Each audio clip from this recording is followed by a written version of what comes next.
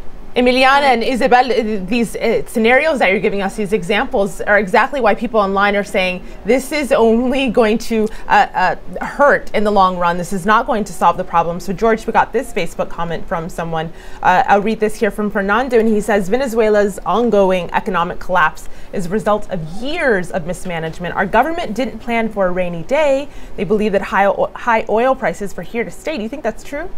I think that on the one hand, it's true that there was not enough planning. I'm not going to deny that there were major missteps by the Venezuelan government in terms of fiscal policy, in terms of a whole bunch of things. But we're also talking about, as I said, this is not a question of the regime. This is a question of the system. This is a question of the oil system. And we're talking about a country that has not produced enough domestically for decades and decades. And it's been always an importing economy. And the question is really now that import economy is really biting the government, because the government has to hand over dollars to private companies to import items. And when they don't give enough dollars, those companies shoot up the prices and they drive up what's, the cost, or they withdraw items and they withhold them in warehouses until those are discovered, by the government in what Maduro is calling the economic war. And on top of that, you've got actually what is more. This is a problem of hoarding? This is a problem. Hoarding is a big part of it. There were just, I was just in Venezuela 2 months ago, and what everyone was lining up for were diapers. Last week they discovered 2.5 million diapers in a warehouse. And while Emiliana's blog is actually defending hoarding and claiming that it's not really hoarding, it's part of business as usual, people on the street are waiting in line for these very same diapers. Now, worse than the hoarding, though, is the smuggling across the border of gasoline, of food items, of many of these things that Venezuelans are waiting for, and that has to do with price controls. But there's this difficult balance where you agree that people need to be able to... Slow down a second, because you're a professor and this is your territory. So I'm writing down hoarding, smuggling. Sure. This is why there are huge lines in Venezuela right now. You were saying these are the reasons. Absolutely. This is a part of it. Not socialism, not maybe the system maybe not working out. Certainly not socialism, of course. And where I've been accused of being an agent of communism, and I will sort of take that up gladly if we're talking about the communes in Venezuela, which are really the first real attempts to produce domestically and to produce in a radically democratic way in Venezuela, to produce what people need to distribute locally instead of importing everything from outside. All right, so slow down a second. Take a breath. Ladies, one at a time. Let me go to Isabel first of all. Hoarding and smuggling is creating the problems that Venezuela is having right now, not the political situation. Of course not. I mean, the government's policies on what's going on at the economy right now hasn't been really useful. For example, what you said, George, previously regarding the control of prices, and that the enterprises didn't want to sell the products on the control prices. Yes, they don't want to sell them because they can't even pay for the production of those products at the rate that they're trying to impose. That's why they close down. They cannot afford to even produce another line of that product at the price rate that they're trying to impose. All right, so Isabel, because so many goods are actually subsidized, it doesn't make any business sense to sell them for the price the government says you have to sell them by, which means that then somehow the economic system of the country isn't working out enough for people to feel that they want the goods to be available for everybody. All right, let me go back to the community, Malika. There's this question here on Facebook that people are looking forward, but this might be a slight exaggeration, so I actually would like your thoughts on this. So David on Facebook says, would it be possible to suggest the shortage will end as soon as Maduro is removed from office? So this is taking a look at people blaming Maduro for these policies. Will it just be done if he leaves office, David? I think it'll be done with policies change. Whether or not it's Maduro in office, I really don't think that's what's going on. I mean, I think clearly contraband, sending things across the border into Colombia is a problem, but I think that's really a superficial sort of symptom of the real malady. If you look at the Venezuelan economy, it's basically stagnated. In fact, there's 2.8% contraction and recession in 2014. Yet at the same time, the government is printing money, is printing inorganic money. So the monetary supply has increased by 66% in 2014, at the same time that the value in the economy has remained stagnant. Therefore, inflation is inevitable. If you add to that a fixed exchange rate, there's going to inevitably be pressure on foreign reserves. There's not going to be enough to import what the economy demands, at least at the prices that goods are available at, and you're going to get shortages. I really think with the current setup, economic contraction, expanding monetary supply, and a fixed exchange rate, I can't imagine not having inflation and scarcities. I can't even with a thought experiment. I can't imagine it. Emiliana, how do Venezuelans get out of this situation? Well, first of all, I just want to say that denying the obvious and placing the blame on external factors is this government's modus operandi. The first thing this government has to do is rectify. Back when we had blackouts, they blamed a lack of electricity on an iguana, and they're blaming on an iguana. Yes, on an iguana. You know, you can't just drop an iguana into the conversation and then walk on by, right, Emiliana? Emiliana, excuse me. You can't just drop an iguana into the conversation and then continue speaking. Everybody's going, she said an iguana? What are you talking about? It's just as laughable. Unfortunately, it's just as laughable as the government blaming the opposition for the situation we have. The truth is the government controls every single step of the consumption chain, from giving out dollars, from deciding who's able to import food, from fiscalizing every single wholesaler, from controlling all distribution channels, to controlling prices, to having National Guards stand in every single supermarket making sure that people are sold only the ration they're allowed. So how can the government blame the opposition or anybody else for what is clearly only a result of their failed policies? This government, the only way that we will get out of this crisis is if the government rectifies, and if the government can't rectify, then we need a new government. How realistic is that, David? Well, I think right now the opposition has the best chance it's had in 16 years to take power, which is what it's wanted. This year there are legislative elections that if they do well on that, they'll be in a great position for a recall referendum in 2016. The problem is that this opposition for 10, 15 years has had a sense of entitlement that they're not patient enough. They don't, they want to take shortcuts. They want to, so right now, instead of organizing for the legislative elections, instead of putting together a platform, an analysis, and suggest what they're going to do, they're pushing for Maduro's resignation. They're saying we need a governmental change. Why don't they simply organize for elections, like people do in democracy? All right, I've got an image here to show you, Isabel, because you were telling us about how pretty much everything is scarce, and the image has just disappeared. But it showed where oil prices was budgeted for in Venezuela, about $117 a barrel, where it is now, which is $50 a barrel, probably a little bit less because of the nature of the oil that comes from Venezuela. Every time the oil price goes down, how is that explained to you as a citizen in Venezuela? How does the government explain to you why things may be difficult on the ground? Well, there's no explanation whatsoever on how the oil prices are really affecting our lives. You have to have a little bit of common sense to know that the income that our country has is mainly due to oil. And yes, it's not only what's budgeted in Venezuela, the $117 the barrel, but also you have to see one of our main buyers has been lowering their buys redundantly to Venezuela at a 52% rate since 2005. Approximately. So Isabel, every time if you watch the economic news and you see the price of oil goes down, and your reaction is what? Just very simply, so wrapping up. It's a joke. They don't have any more money to spend on buying boats, because that's where the oil money is going. Isabel Pisani is one of our guests today. We have David Smaldi, Emiliana Duarte, and George Ciccariello-Maher. They're coming to the post show, stream.aljazeera.com. Hope to see you there. Let me tell you about the next AJ stream, overseas adoptions. That's what we'll be talking about.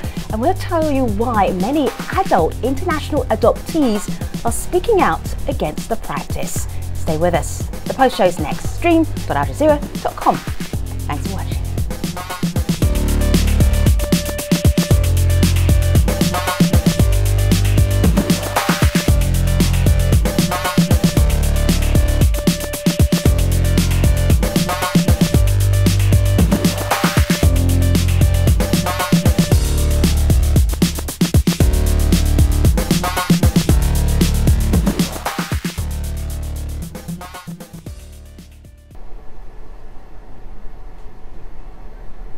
This is the Streams Online Post Show. We've been talking about Venezuela's economic struggles amid falling oil prices around the world. George, do you get a sense that there's a feeling of panic in Venezuela right now? That's what's being projected, but that's not something that I see. That's not something that I sense. I know that people are doing very the projecting? Because it matters if it's the administration doing the projecting.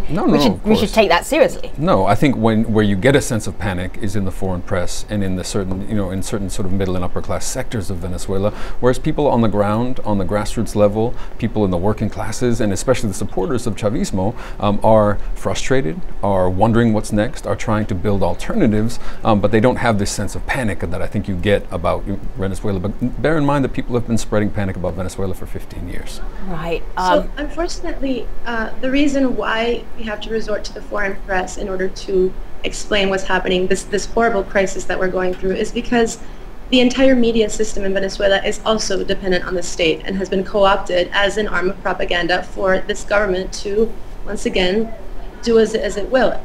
Repress, persecute, silence dissidents, just as last year's protests ended in brutal repression, torture, and gross human rights violations. The government now can only resort to fear as its main weapon to silence dissent. Yes, there is a crisis, and it's only going to get worse, unfortunately, unless something's done about it. So let me nowadays. Yeah, go ahead. Nowadays, it's more dangerous to go out in the streets with a bag that has detergent, shampoo, corn flour, or whichever product that it's scarcing on the streets, because people can really, punch you and take your bags and rob you on the streets, and that has happened.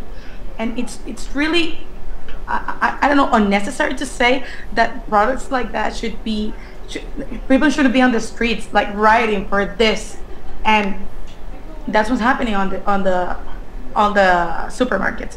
And also people that are making lines are not also poor people, also middle and high class people. Everybody is doing lines, and mostly they don't know which line are they doing, but they're doing it. Could I add in here a second that I think it is interesting that suddenly Venezuela is in the news again. These scarcities have actually been happening for a number of years now. They're worse right now, but the same thing happened in 2013 in May and June, also in October to 2013.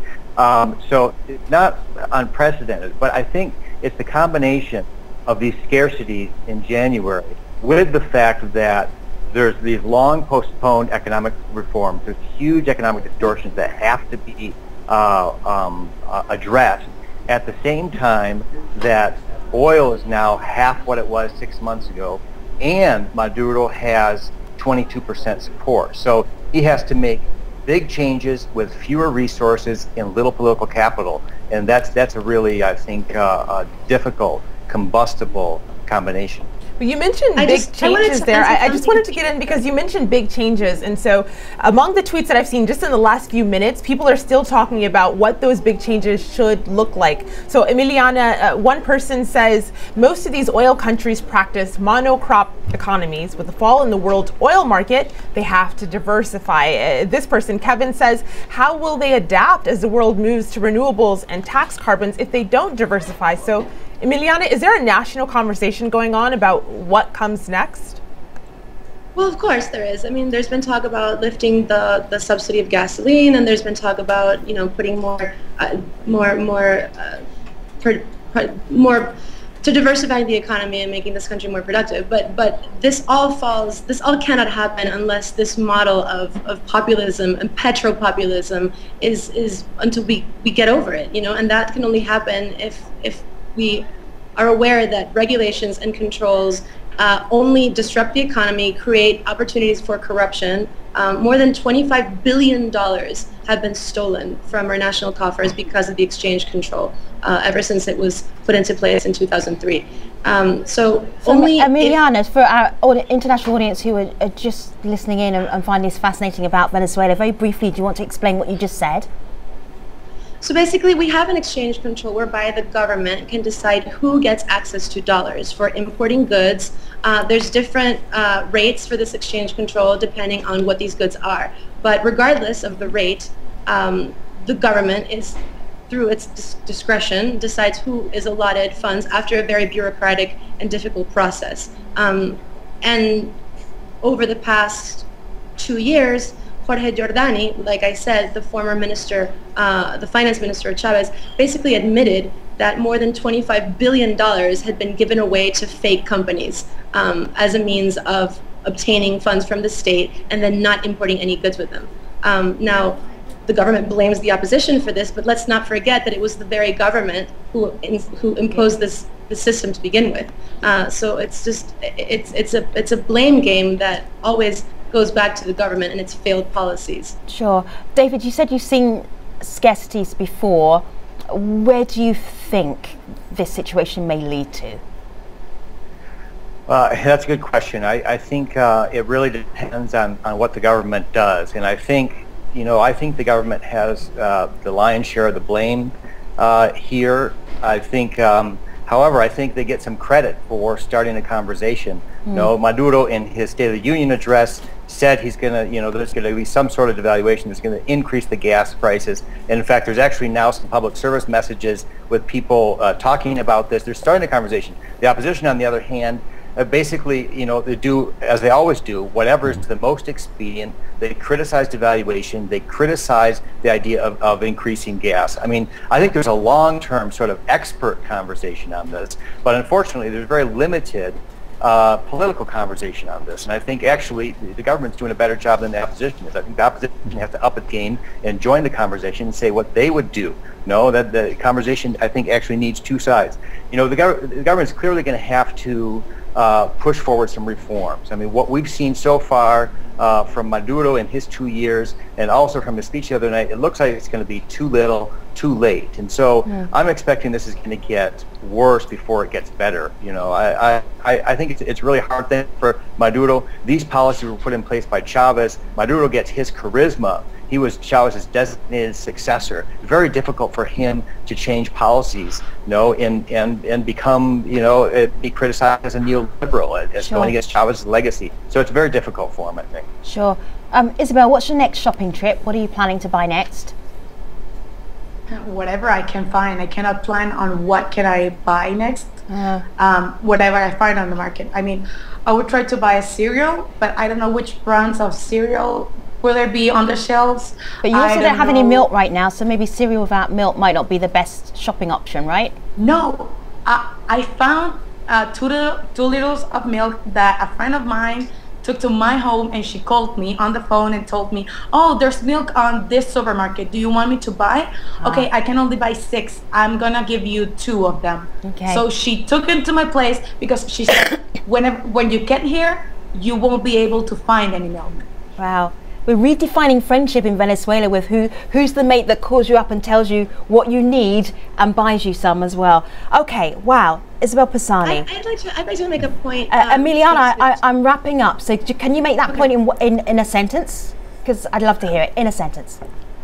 Basically, there are democratic means. Of course, we want a democratic transition to a democracy, pardon the redundancy, and there are means within the Constitution for this to be done. And the reason why we're so hasty, meaning the opposition, for this to happen is because you cannot be patient during a crisis. You cannot be patient when it's so urgent and when this crisis might become an emergency of nationwide proportions. Emiliana Duarte is a blogger at the Caracas Chronicles. We also had David Smaldi. He's a senior fellow at Washington Office on Latin America. Isabel Pisani is a student at Universidad Metropolitana, and George Ciccariello-Maher is the author of We Created Chavez and also professor of political science at Drexel University. Thank you all for being part of this conversation. Malika, how did the conversation go online? I think people had some skepticism. I'll end with this tweet because it's from Venezuela, and Roberto says the bottom line, and he's quite skeptical, Venezuela's chickens are coming home to roost. It's a cautionary tale for world leaders everywhere. Okay, thank you very much, everybody. Moving on to our next AJ Stream show. Overseas adoptions is what we'll be talking about. We'll tell you why many adult international adoptees are speaking out against the practice. We'll find out why on the next AJ Stream. See you soon.